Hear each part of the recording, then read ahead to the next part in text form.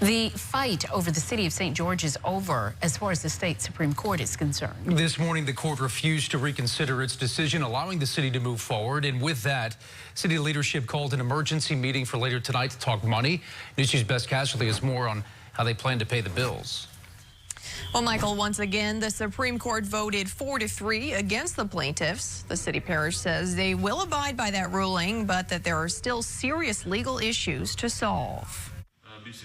All legal hurdles to the incorporation of the city of St. George have been cleared following the Supreme Court's decision not to have a rehearing on the matter. So now we're just beginning another phase, which is city building. City spokesperson Andrew Merle says the focus now is getting money to run it. Well, I mean, we're building a city, so you have all the processes that go into place to transfer services over. We hope we have a partner in East Baton Rouge Parish that will work with us. The only source of income earmarked so far is $50 million in sales tax revenue levied by the parish. The Metro Council will have to vote to approve its transfer to St. George, which could lead to more back and forth litigation if members hold out. If there's a process that doesn't start fairly soon for the transfer of those sales tax dollars, then unfortunately we would have to look at alternatives to acquire that money.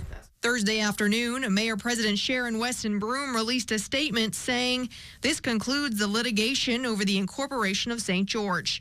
My administration will, of course, abide by this decision. However, there's no effective incorporation date of the city of St. George, nor is there a legal boundary to the city. Those issues must be resolved by a district court per Louisiana law."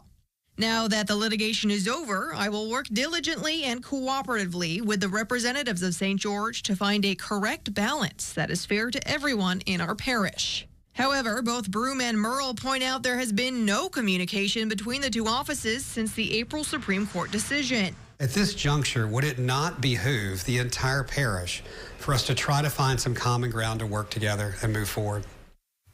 St. George officials are holding an emergency meeting tonight at 7:30 to discuss a December ballot measure for a 2% sales tax.